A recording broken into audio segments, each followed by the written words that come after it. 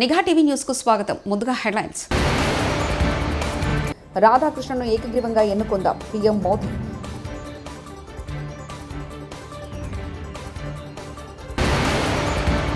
దేశ యువతకు స్ఫూర్తి రాజీవ్ గాంధీ, రేవంత్ రెడ్డి. ధవళేశ్వరం వద్ద గోదావరి ఉధృతి.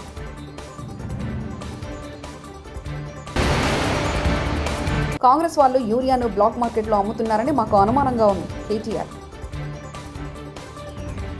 ఉపరాష్ట్రపతి పదవికి రాధాకృష్ణన్ అభ్యర్థిత్వాన్ని బలపరచడానికి విపక్షాలను ప్రధాని మోదీ కోరారు. ప్రజాసేవలో సుదీర్ఘంగా కొనసాగుతున్న ఆయనను ఏకగ్రీవంగా ఎన్నుకుందామని విజ్ఞప్తి చేశారు. ఎన్డీఏ కూటమి ఎంపీలతో మంగళవారం ప్రధాని సమావేశమయ్యారు. రాధాకృష్ణన్ ఎంపీలకు పరిచయం చేశారు. ఈ భేటీ వివరాలను పార్లమెంటు వ్యవహారాల శాఖ మంత్రి కిరణ్ రిజిజు మీడియాకు వెల్లడించారు. ఆయన తెలిపిన ప్రకారం సింధు జలాల విషయంలో తొలి ప్రధాని నెహ్రూ వ్యవహరించిన తీరును ఈ సమావేశంలో మోదీ తీవ్రస్థాయిలో తప్పుపట్టారు. నెహ్రూ దేశాన్ని 2 సార్లు విభజించారని విమర్శించారు. పార్లమెంటు ఆమోదం లేకుండానే పాక్తో సింధు జలాల ఒప్పందాన్ని కుదుర్చుకొని ఆయన సంతకాలు చేశారని విమర్శించారు.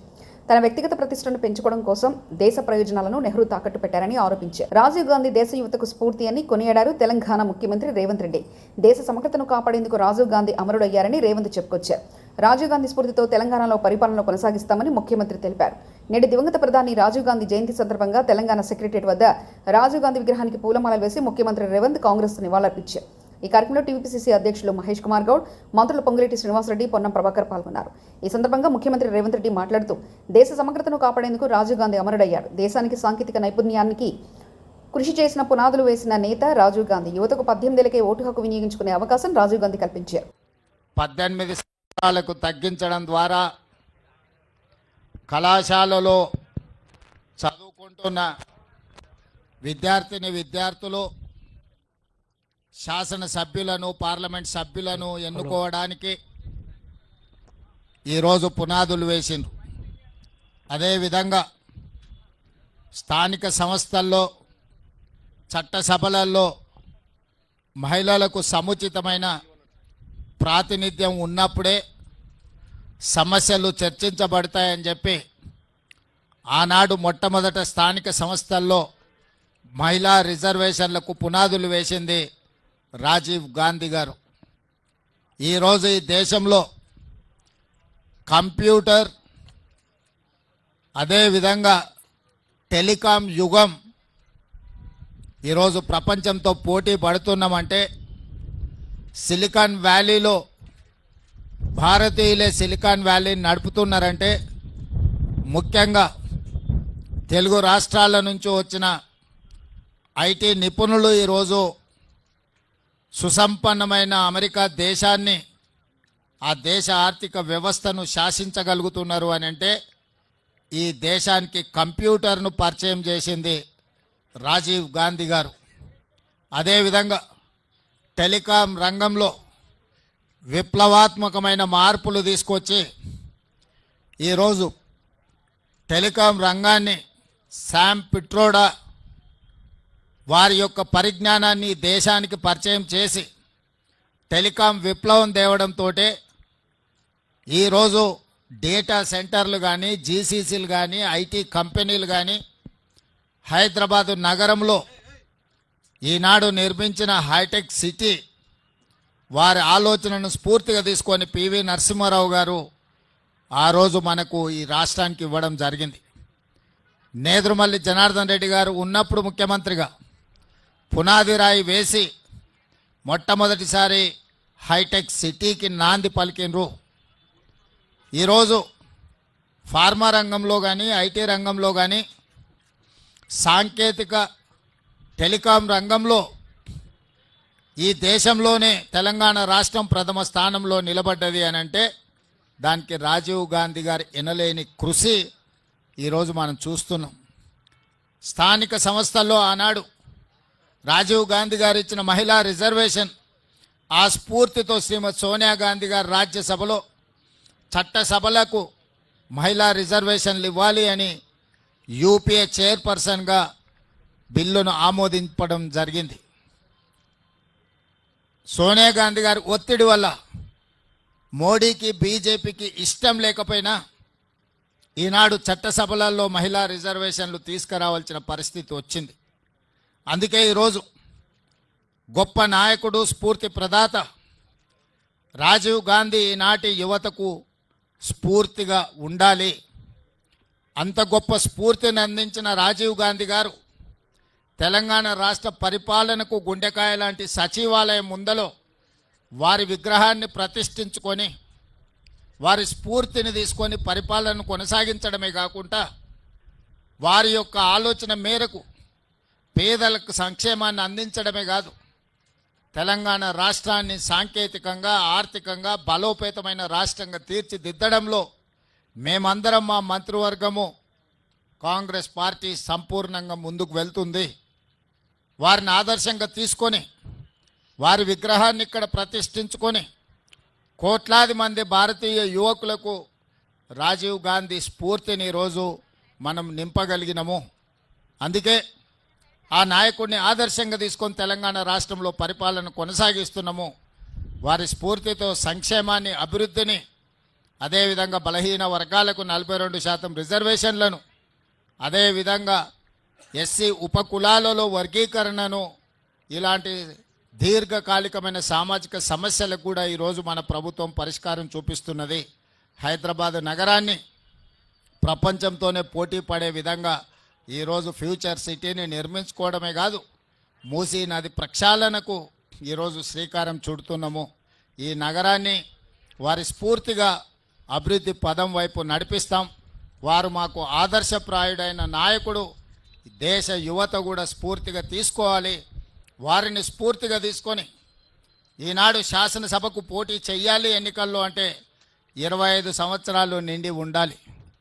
తొందరలోనే రాహుల్ గాంధీ గారి దేశానికి ప్రధానమంత్రి అయిన తర్వాత తెలంగాణ రాష్ట్ర శాసనసభలో తీర్మానం చేసి 21 సంవత్సరాలు నిండిన వాళ్ళు శాసనసభకు పోటీ చేసే విధంగా.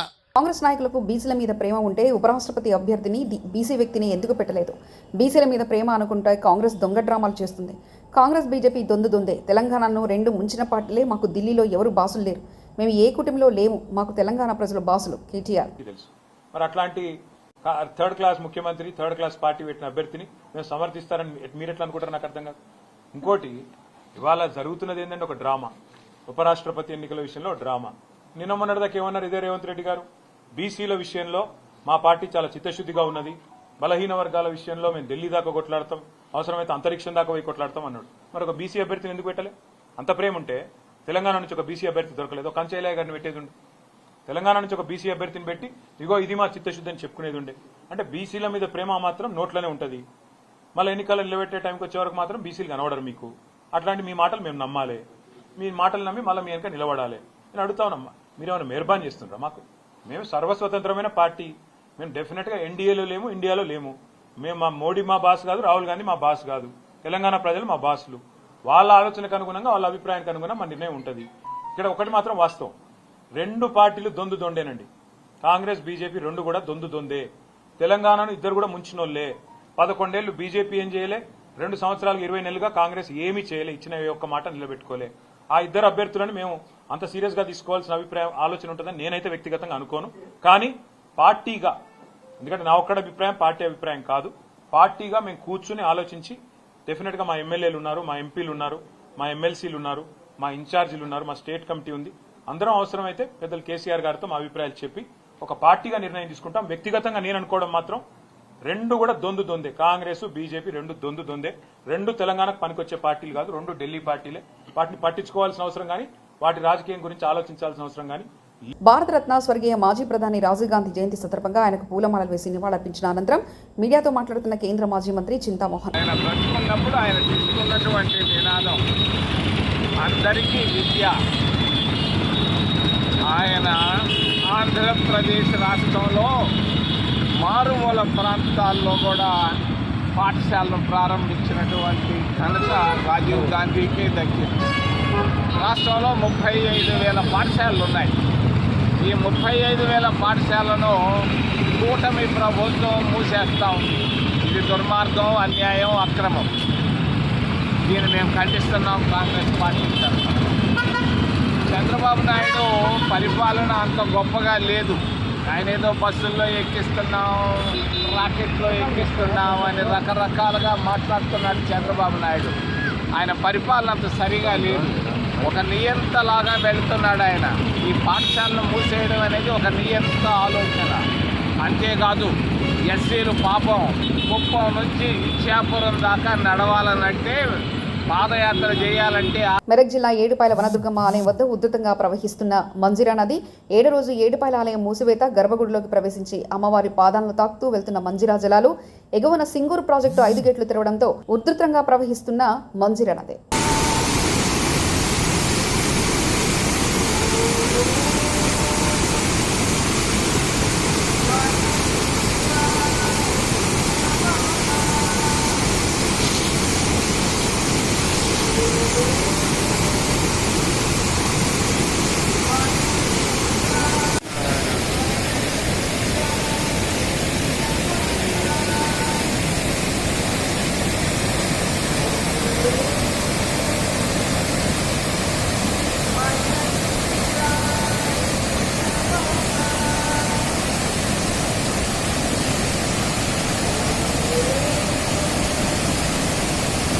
ఎగువ ప్రాజెక్టు నుంచి వస్తున్న వరద నీటితో విజయవాడలోని ప్రకాశం బ్యారేజ్లో కృష్ణమ్మ పరవళ్లు తొక్కుతుంది. బ్యారేజ్కి 4,70,000 క్యూసెక్ల వరద నీరు వస్తుంది.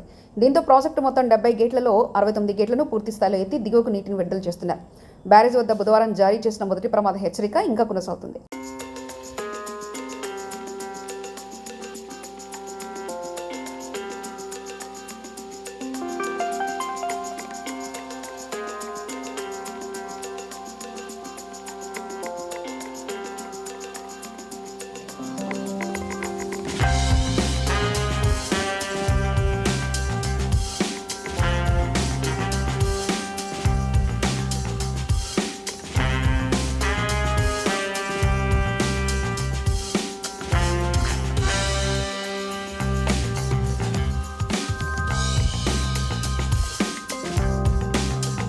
ఎగు నుంచి వస్తున్న వరదతో ధవళేశ్వరం గోదావరి నది ఉధృతంగా ప్రవహిస్తుంది. కాటన్ బ్యారేజ్లో ప్రస్తుతం 10 అడుగుల నీటి మట్టం దాటింది. దీంతో బ్యారేజ్ 175 గేట్లెత్తి వచ్చిన నీటిని వచ్చినట్లు దిగువకు విడుదల చేస్తున్నారు.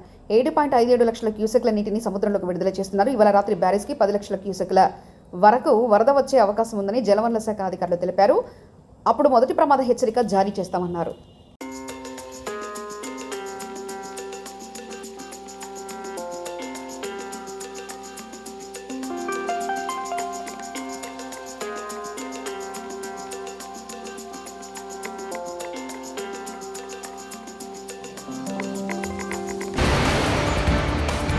రాధాకృష్ణను ఏకగ్రీవంగా ఎన్నుకుందాం పీఎం మోదీ.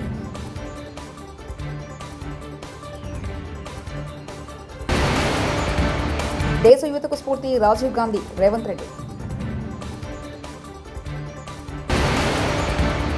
ధవళేశ్వరం వద్ద గోదావరి ఉధృతి.